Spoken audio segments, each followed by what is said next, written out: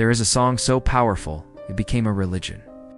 There is a song so overplayed, it became a joke. And there's a song so mysterious that people believe it was written by the devil himself.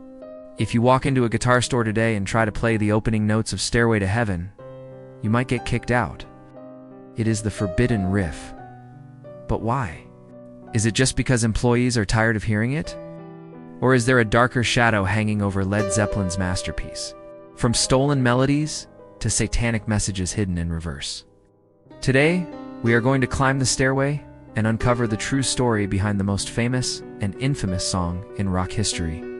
To understand the curse, we first have to understand the glory.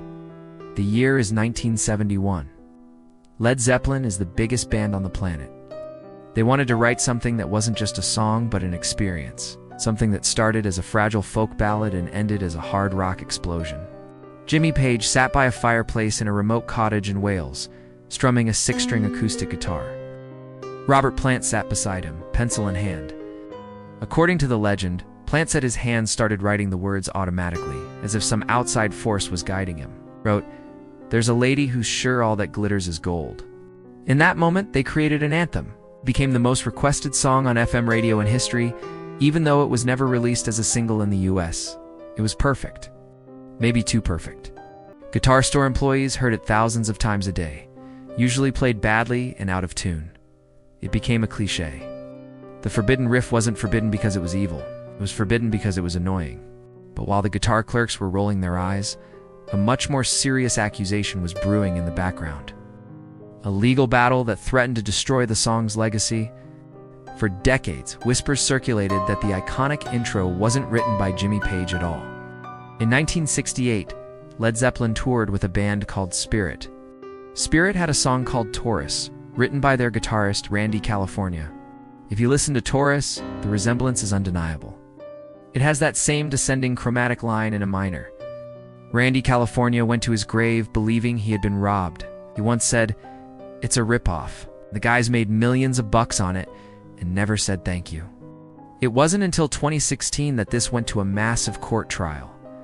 Led Zeppelin won, but the doubt remains.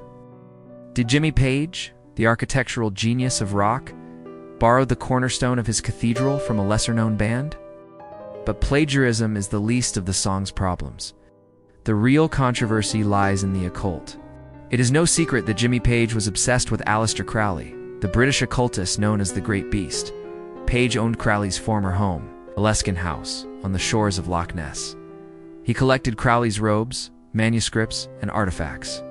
Critics began to analyze the lyrics of Stairway to Heaven with a magnifying glass. Phrases like "the piper will lead us to reason," and "there's a feeling I get when I look to the west," started to sound suspicious. In occult symbolism, the west is often associated with death and the setting sun. Was the song actually a ritual disguised as a ballad?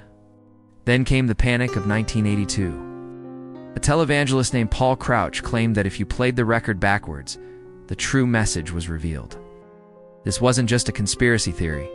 It became a cultural phenomenon. People destroyed their turntables trying to spin the vinyl in reverse. What did they hear? When the line, "If there's a bustle in your hedgerow," is played backwards.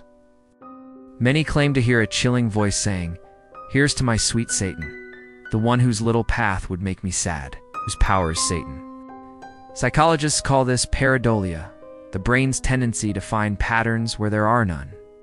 If you are told you will hear Satan, your brain will try to construct the word Satan out of the noise.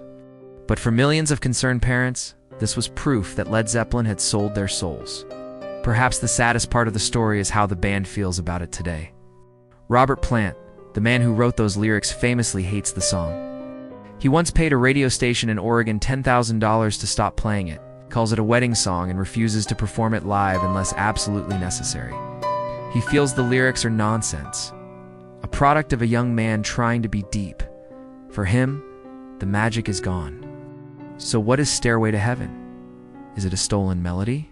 Is it a satanic hymn? Or is it simply a beautiful piece of music that got too big for its own good? Maybe the Forbidden Riff isn't forbidden because of a movie joke, but because it represents a time when rock and roll was dangerous, mystical, and larger than life. What do you think? Do you hear the message when it's played backwards, or is it just a coincidence? Let me know in the comments below. And if you enjoyed this deep dive into rock history, don't forget to like and subscribe.